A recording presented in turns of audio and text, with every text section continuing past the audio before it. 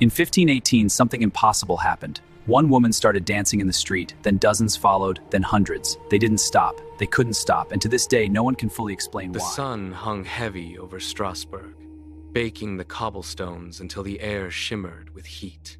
It was July 1518. Frau Trophia stepped into the narrow street, her pace steady at first, then suddenly broken. She stopped, her head tilted, eyes locked onto a point in the empty air that no one else could see. Her right foot twitched, then scraped against the stone. Then the left. A rhythmic, dragging shuffle began to pulse through her frame.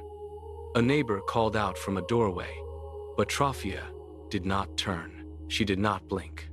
Her shoulders dropped, her arms swung in a stiff, mechanical arc, and her feet began to kick with a frantic, jarring energy. She moved past the market stalls, her gaze fixed, her breathing shallow and jagged. The sound of her feet hitting the ground cut through the midday silence. People stopped their work.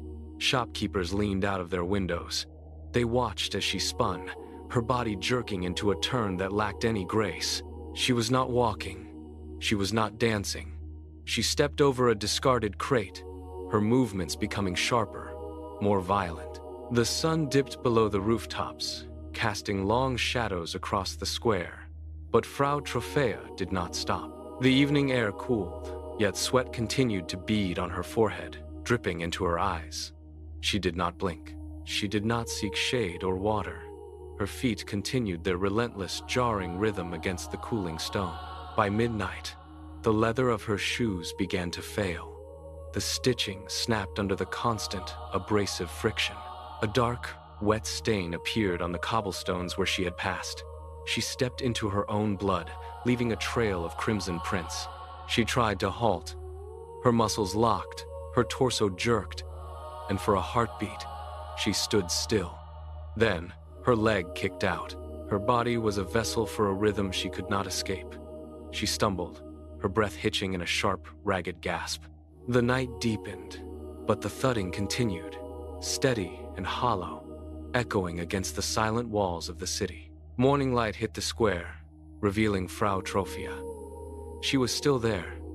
Her movements had lost all fluidity, replaced by a jagged, mechanical twitching that defied exhaustion.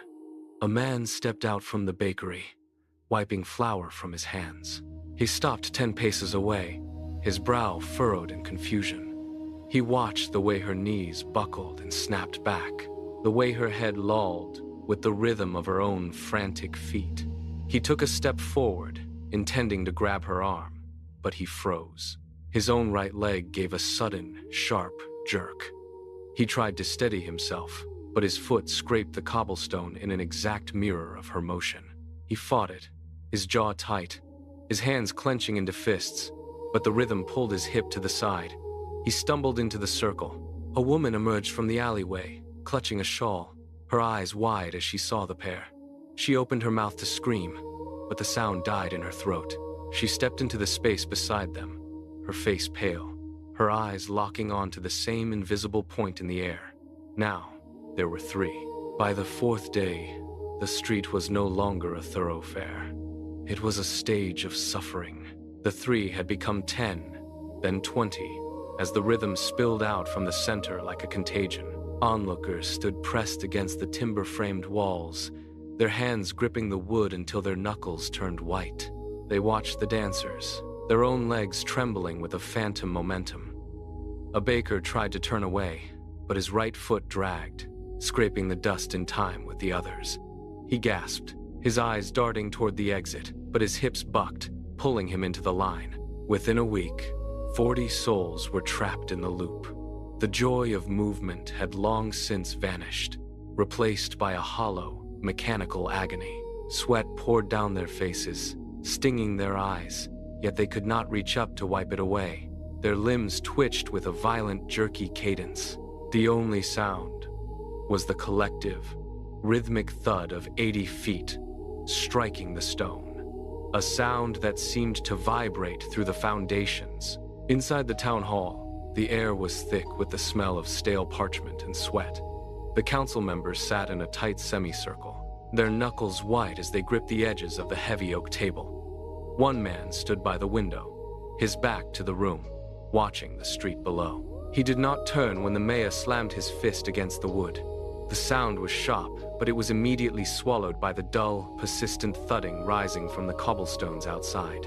The mayor pointed a trembling finger toward the window. He spoke of order, of law, and of the reputation of the city, but his voice cracked.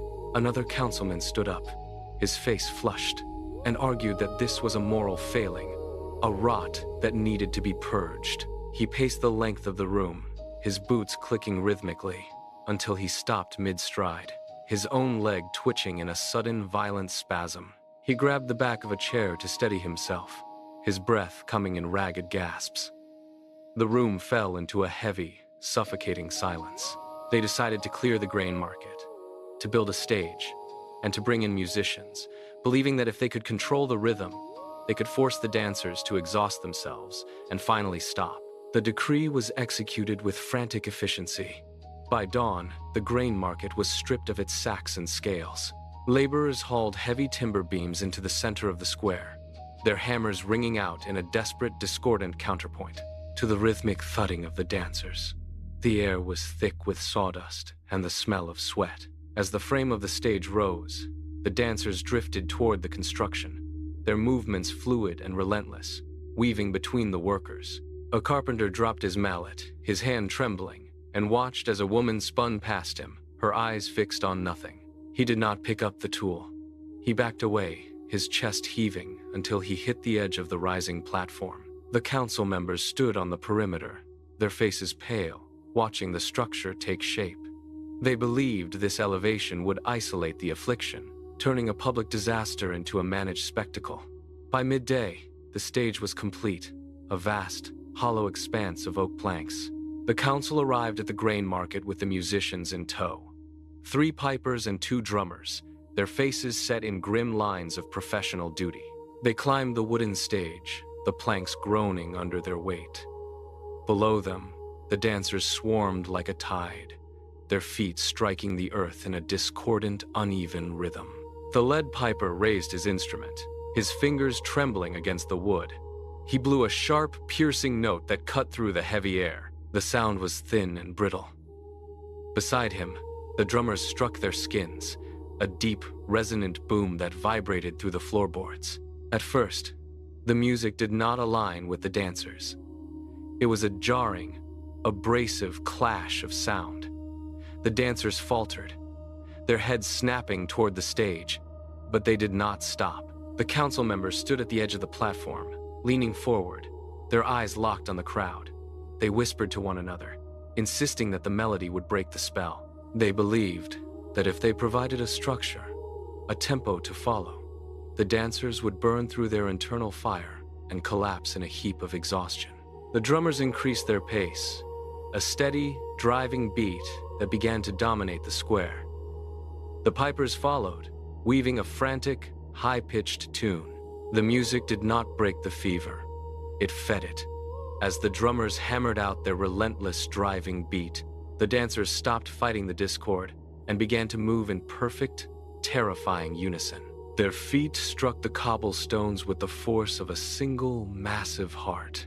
The sound was no longer a collection of individual gasps and shuffles. It was a rhythmic, thundering pulse that vibrated through the very foundations of the grain market. A merchant standing at the edge of the square, his hands gripped tight to his cart, watched the circle spin. His head began to bob. His shoulders twitched. He tried to turn away, but his legs moved of their own accord. Stepping into the dust, he was swallowed by the mass of bodies, his face losing its focus, his limbs locking into the same frantic, repetitive motion. The music climbed in pitch, sharp and shrill, and the circle widened. More people drifted from the shadows, their eyes wide and glassy, drawn by the hypnotic, driving cadence. The cure had become the catalyst. By the end of the month, 400 people were trapped in the circle. The square was a churning mass of limbs, a human machine that refused to break. The city of Strasbourg began to die. Shops shuttered their windows, not by decree, but because there was no one left to trade. The markets stood empty, stalls overturned, grain spilling into the dust.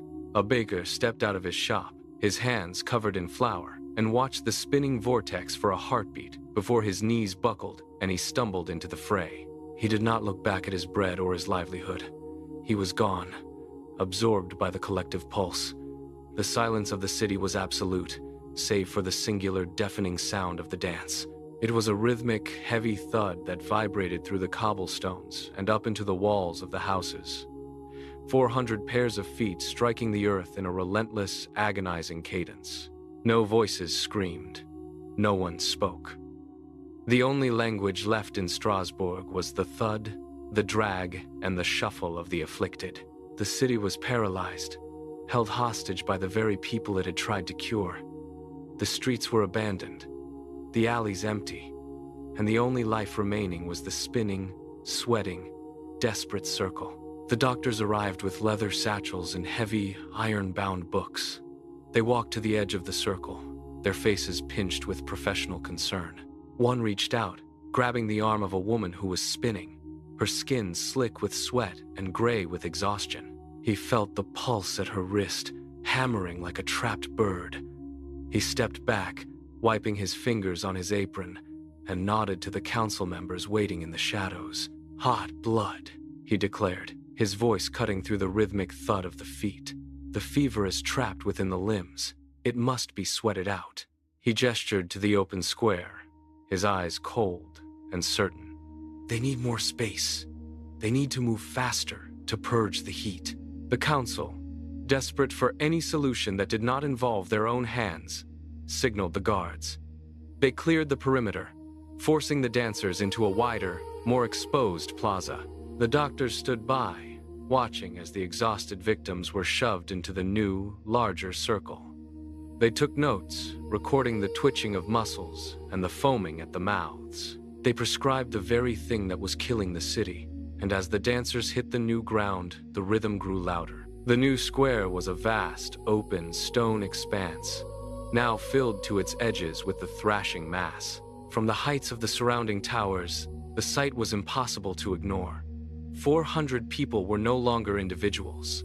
They were a single churning organism of limbs and sweat. The scale of the horror was finally clear. As they were pushed into the center, the crowd did not scatter. They locked into a tighter, more violent rotation. The sound changed.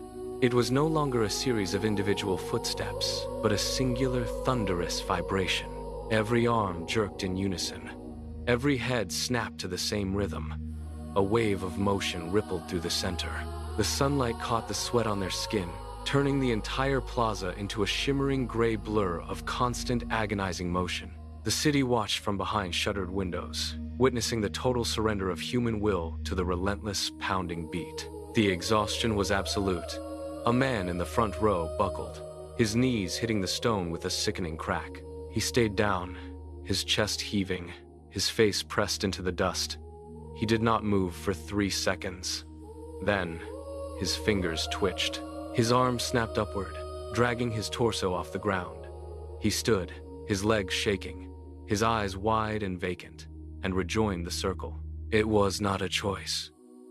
The rhythm pulled him back into the line as if he were a puppet on invisible wires. Beside him, a woman collapsed, her weight dragging down the person behind her. She tried to curl into a ball, but her own muscles betrayed her. Her back arched, her legs straightened, and she was forced back into the relentless forward shuffle. The sound of their breathing was a ragged, wet rasp, yet the thud of their feet remained steady, rhythmic, and terrifyingly precise. But the command was absolute. It bypassed the brain and seized the nerves. They rose, they stepped, they turned, and they continued to dance. The human frame began to fail. A woman near the center of the square stopped mid-stride, her jaw locking with a sound like grinding stone. A thick, white foam bubbled at the corners of her mouth, dripping onto the hot, gray cobblestones. She did not fall. Her legs remained braced, rigid as iron rods, while her torso jerked in sharp, violent spasms. Beside her, a man collapsed, but his muscles refused to slacken. his back arched into a bow, his fingers clawing at the air, his entire body seized by a sudden, paralyzing tension. The rhythm of the dance slowed, not by choice, but because the dancers were physically locking in place.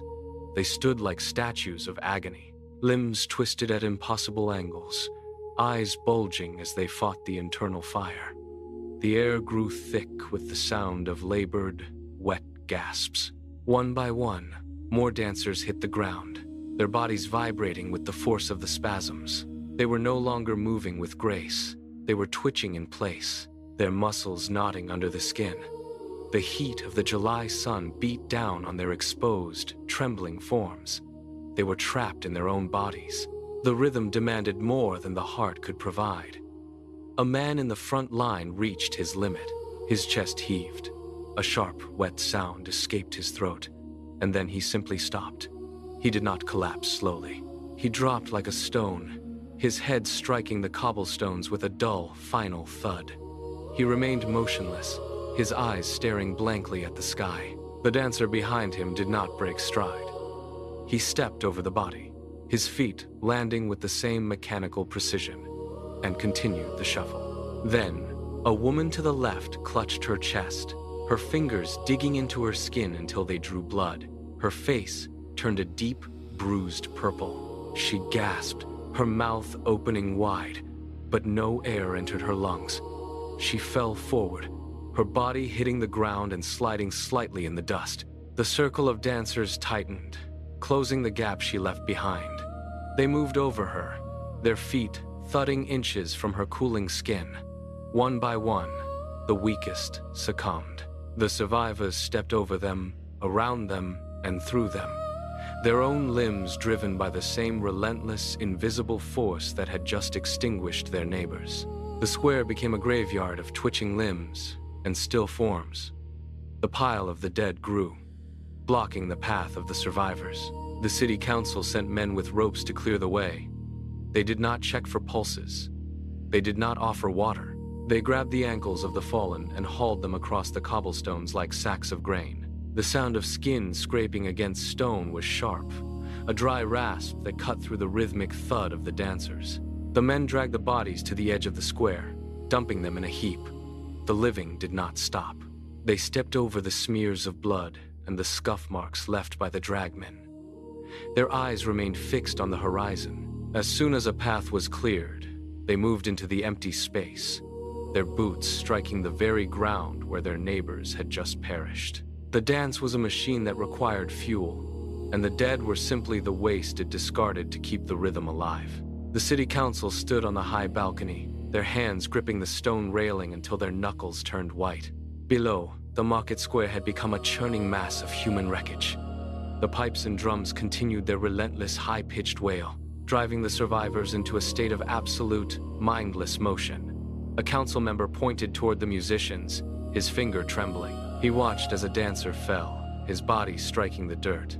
Yet the drummer merely stepped aside and continued the beat over the corpse. The realization hit the council like a physical blow.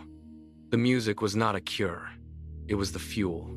The rhythm was feeding the madness, turning the square into a slaughterhouse of their own making. A man in the center of the council chamber slammed his fist onto the table, his voice cracking as he shouted for the guards. He demanded the immediate silence of every pipe and drum in the city. The guards reached the musicians, shoving them aside, and tore the instruments from their hands. The sudden, absolute silence that followed was more jarring. The silence in the square stretched, heavy and suffocating. Survivors collapsed where they stood, their knees hitting the stone with dull thuds. They did not speak. They did not look at one another. Their limbs, however, refused to obey the stillness. A woman's leg kicked out, striking the ground in a rhythmic phantom beat. A man's arm jerked upward, fingers clawing at the air as if still gripping a drumstick. The council members did not wait for the recovery. They signaled the guards. Carts were dragged into the square, their wooden wheels groaning against the uneven ground. The guards grabbed the survivors by their shoulders and hauled them toward the carts. The survivors offered no resistance, yet their bodies fought the movement. As they were tossed into the back of the carts, Their muscles locked and spasmed, creating a chaotic, twitching pile of humanity. The guards lashed the horses, and the carts began the long, slow climb toward the mountain shrine. As the city gates receded, the survivors continued to twitch, their feet drumming against the wooden floorboards of the carts. They were being carried away to pray for a mercy that seemed nowhere to be found. The city of Strasbourg settled into a silence so profound it felt heavy. The carts had vanished into the mountain passes, leaving behind a market square that looked like a battlefield stripped of its soldiers. The cobblestones were stained with dried mud, and the marks of thousands of frantic, repetitive steps.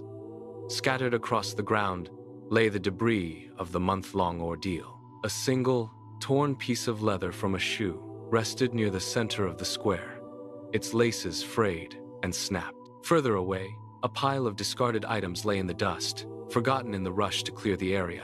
The air no longer carried the sound of pipes or the rhythmic thud of feet.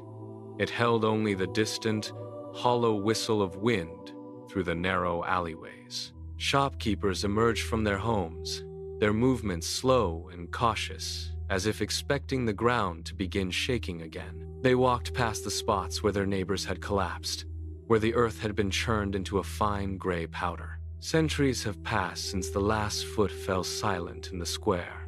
Today, the records of that month sit in the archives, bound in thick, yellowed parchment. They are the only physical evidence left of the event.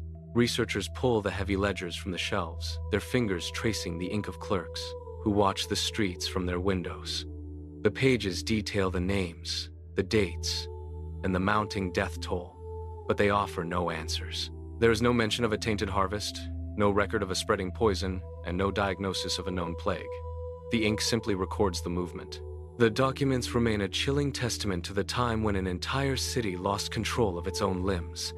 No scientific theory has ever bridged the gap between the physical reality of the tragedy and the lack of a visible cause. The mystery remains locked within the paper, a permanent, unanswerable mark.